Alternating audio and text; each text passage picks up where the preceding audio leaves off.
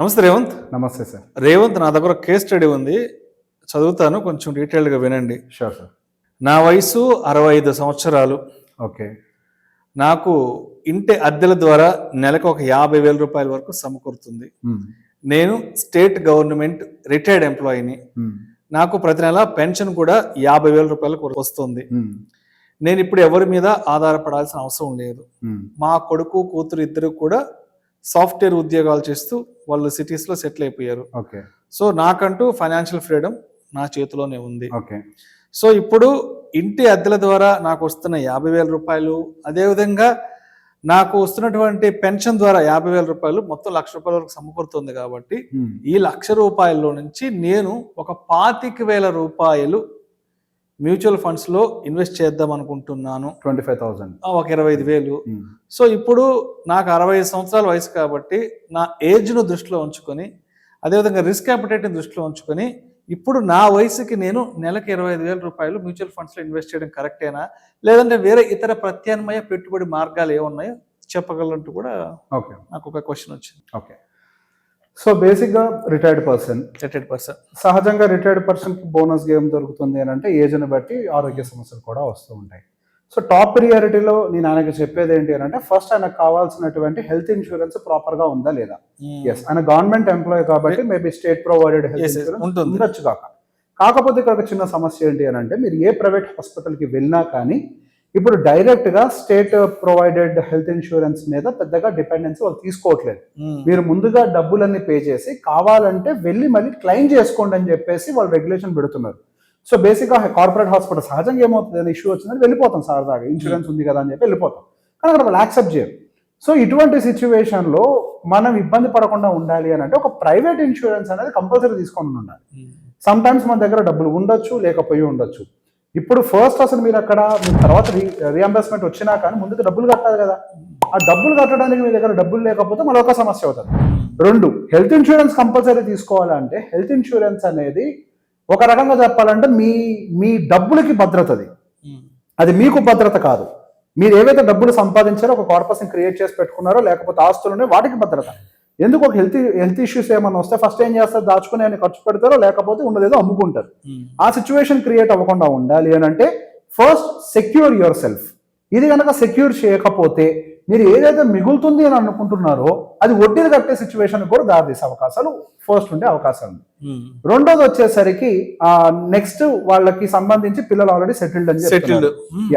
ఇప్పుడు ఎంత సెటిల్డ్ ఉన్నా కానీ పిల్లలు, వాళ్ళకు వచ్చేటువంటి జీతాలు, ఇప్పుడున్నటువంటి లైఫ్ స్టైల్, వాళ్ళకు ఉన్నటువంటి ఖర్చులు, వీటన్నిటిని మనం చూసినట్లయితే వాళ్ళు సేవింగ్స్లో 99% ఆఫ్ దిస్ జనరేషన్ ల్యాగ్ అవుతున్నారు.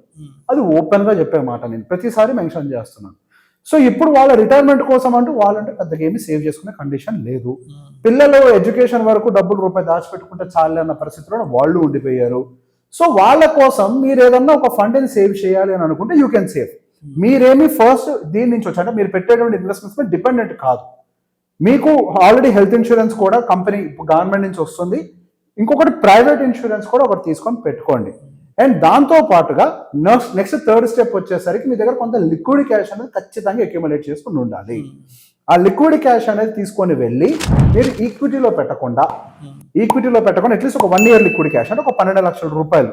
సో దేనికైనా వాడచ్చు. ఇనిషియల్ హాస్పిటలైజేషన్కి క్యాష్ ఏదైనా అవసరమైనా వాడుకోవచ్చు, లేదు ఏదన్నా ఇంకా ఇతరతర సమస్యలు ఉన్నా you can address them. So ఒక 12 లక్షల రూపాయలని డెప్ట్ బేస్డ్ మ్యూచువల్ ఫండ్స్లో పెట్టుకోండి. When compare to FD they might give you the better returns. మనకి ఎఫ్డి ఇప్పుడు 7% ఇస్తే అది కొంచెం ఎక్కువ కూడా ఇవ్వచ్చు. లేదు మీకు పోస్ట్ ఆఫీస్ ఇట్లాంటి వాటిల్లో పెట్టుకోవడం వల్ల సమస్య ఏంటంటే లిక్విడిటీ వెంటనే చేయాలంటే కుదరకపోవచ్చు.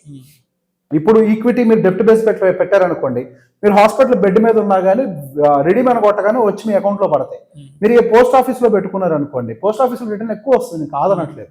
కాకపోతే అక్కడ ఉన్న డబ్బులు మీరు రిడీమ్ చేయాలి అని అంటే కొద్ది సమస్య ఉండే అవకాశాలు ఉంటాయి సమ్ టైమ్స్. సో బేసిక్ ఆ ప్రాబ్లం లేకుండా కొంత యాక్సెసిబిలిటీ ఉండే విధంగా మీ చేతితో నొక్కంగానే బ్యాంక్ అకౌంట్లో పడే విధంగా ఫస్ట్ కొంత పెట్టుకోండి పక్కకి. అది పెట్టుకున్న తర్వాత మీరు స్లోగా పిల్లల భవిష్యత్తు కోసం కూడా ఇన్వెస్ట్ చేయండి. ఇక్కడ పాటించాల్సిన నెంబర్ 1 రూల్ ఏంటి అని అంటే, అకౌంట్స్ మీ పిల్లల పేరు మీద ఉండొద్దు, మీ అకౌంట్లోనే క్రియేట్ చేసుకోండి. 2 పిల్లలు ఉన్నారంటున్నారు, ఒకటి మీ స్పౌస్ అకౌంట్ మీద పెట్టుకోండి, ఇంకొకరు మీ పేరు మీద పెట్టుకోండి. మీ స్పౌస్ అకౌంట్ ఒక అబ్బాయి కోసం అయి ఉండొచ్చు, ఇంకొకటి మీ అమ్మాయి కోసం ఎవరైనా కానివ్వండి. సో ఒకళ్ళ కోసం పెట్టుకోండి. ఎందుకు ఖచ్చితంగా వీళ్ళ పేరు మీద పెట్టాలి అంటానంటే, నేను చూసిన దాని ప్రకారం, I'm not saying every one, there are few cases చూస్తూ ఉంటాం కదా. ఎప్పుడైతే డబ్బులు పేరెంట్స్ దగ్గరే ఉంటాయో అప్పుడే వాళ్ళకి కావాల్సిన గౌరవం దక్కుతుంది పిల్లల వైపు నుంచి. ఎగ్జాక్ట్లీ. ఎప్పుడైతే డబ్బంతా తీసుకెళ్లి పిల్లల చేతిలో పెడతామో, ఆస్తులన్నీ తీసుకెళ్లి పిల్లల చేతిలో పెడతామో, అక్కడి నుంచి మొత్తం సీన్ రివర్స్. ఎగ్జాక్ట్లీ. సో డబ్బులు ఎండ్ ఆఫ్ ద డే మీరు దాచిపెట్టే ప్రతి రూపాయి పిల్లల కోసమే, అందులో ఎటువంటి డౌట్ లేదు. కానీ దాచిపెట్టే రూపాయి మాత్రం ఖచ్చితంగా మీ పేరు మీద ఉండే జాగ్రత్తలు మాత్రం తీసుకోండి. అవి మీ పేరు మీద ఉన్నాయి అని అంటే ఎస్ చెప్పండి, చెప్పకపోండి, డజంట్ మ్యాటర్. అంటే ఇన్ఫార్మ్ చేస్తే మంచిది ఎవరికైనా. కానీ సహజంగా ఏజ్ గ్రూప్ వచ్చిన తర్వాత ఎవరికైనా చెప్పేది ఏంటంటే ఒక బిల్ క్రియేట్ చేసి పెట్టేసుకోండి, ఏ రిస్క్ ఉండదు, నామినీస్ అని క్లియర్గా పెట్టుకోండి. Inform them that you have some demat accounts or XYZ mutual fund accounts, అందులో డబ్బులు ఉంటాయని ఇన్ఫార్మ్ చేయండి. సో దట్ వాళ్ళ రిటైర్మెంట్ టైంకి మీరు హెల్ప్ చేసిన వాళ్ళు అవుతారు. ఇంతకుముందు జనరేషన్కి ఉండే లైఫ్ స్టైల్ ఖర్చులు కంపారిటివ్లీ చాలా తక్కువ. ఈ జనరేషన్ వాళ్ళకి comparatively life style and expenses ఎక్కువ. సో వాళ్ళు చేయలేరు కాబట్టి, మీకు అవకాశం ఉంది కాబట్టి ఎస్ యూ కెన్ సేవ్. ఈ సేవ్ చేసేటప్పుడు అదేంటి రిటైర్డ్ పీపుల్ కదా మరి ఈక్విటీలో పెట్టచ్చు అంటే 100% పెట్టచ్చు ఈక్విటీ. ఇక్కడ ఈక్విటీ అనేది వయసుతో సంబంధం లేదు, మీకు ఉండేటువంటి పరిస్థితుల మీద ఆధారపడి ఉంటుంది. మీకు ఆల్రెడీ ఫిక్స్డ్ ఇన్కమ్ వస్తుంది, మీకు పెన్షన్ వస్తుంది, మీకు రెంటల్ ఇన్కమ్ వస్తుంది, ఒక 12 లక్షలు 15 లక్షలు ఫండ్ కొద్దిగా పక్కకు పెట్టుకొని ఉన్నారు ఆల్రెడీ. సో మీరు దాని మీద డిపెండ్ అవ్వట్లేదు. When you are not depending, what's wrong in investing in equity? So అది ఇండివిజువల్ టు ఇండివిజువల్ వేరీ అవుతుంది. మనకి రిస్క్ ప్రొఫైలింగ్ చేసినప్పుడు సహజంగా వయసుతో చూసినప్పుడు అది వద్దు అని అంటది, కానీ అది ఇట్లా డైరెక్ట్గా తీసుకోవడం కుదరదు కదా. That because you're investing for your future. అంటే మీ భవిష్యత్తు పిల్లల కోసం మీరు చేస్తున్నారు. అది మనవాళ్ళు మనవరాళ్ళు పిల్లలు ఎవరైనా కానివ్వండి, భవిష్యత్తు కోసం చేసేది కాబట్టి ఈక్విటీని ఆప్ట్ చేసుకొని హ్యాపీగా ఇన్వెస్ట్ చేసుకోవచ్చు. కాకపోతే ఆ టెన్షన్ సాధ్యమైనంత వరకు మీరు పెట్టుకోకండి. ఇన్వెస్ట్ చేసేటప్పుడు కూడా అగైన్ మళ్ళీ ఇప్పుడు ఈ మాట చెప్తే నీకోసం చెప్తాను అంటారు కానీ డజంట్ మ్యాటర్, బట్ స్టిల్ చెప్తాను, try to follow an advisor. ఎందుకంటే సహజంగా ఈక్విటీ ఇన్వెస్టింగ్లో మనకి ఆన్ డే టు డే బేసిస్లో వాలటాలిటీ ఉంటుంది కాబట్టి అది మీకు టెన్షన్ పెంచే అవకాశం ఉంటుంది. కాబట్టి ఆ టెన్షన్ మీరు పెట్టుకోకుండా సాధ్యమైనంత వరకు ఒక ప్రొఫెషనల్ త్రూ మానిటర్ చేయించుకునే ప్రయత్నం చేయండి. అప్పుడు మీకు ఆ టెన్షన్ అనేది వాళ్ళు తీసుకుంటారు, ఆ బర్డెన్ వాళ్ళు తీసుకుంటారు, మీ మీద ఆ బర్డెన్ ఉండదు, మీకు మనసుకు ప్రశాంతంగా ఉంటుంది. ఆ టైంలో మళ్ళీ ఇన్వెస్టింగ్ అనేది మీ ఆరోగ్యాన్ని పాడు చేసే దాన్ని అయి ఉండకూడదు. పెట్టుబడి మీకు బలాన్ని పెంచాలి, అది మీకు బలహీనతగా మారకూడదు. ఆ వయసు అటువంటిది. కాబట్టి ఆ వయసుని దృష్టిలో పెట్టుకొని ఆ నేపథ్యంలో మీరు ఈక్విటీలో పెట్టినా కానీ ఒక అడ్వైజర్ త్రూ పెట్టుకుంటే మాత్రం ఉత్తమమైన పని. లేదు కాదు కుదరదు అని అనుకుంటే ఎస్ ఈక్విటీ అనేది 100% రిస్క్ తగ్గించుకొని go for and hybrid fund.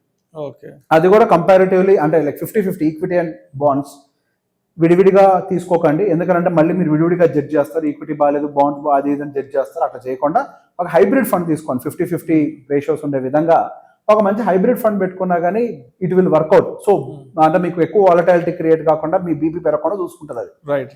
కాబట్టి yes equity is definitely suitable. Case to case it varies.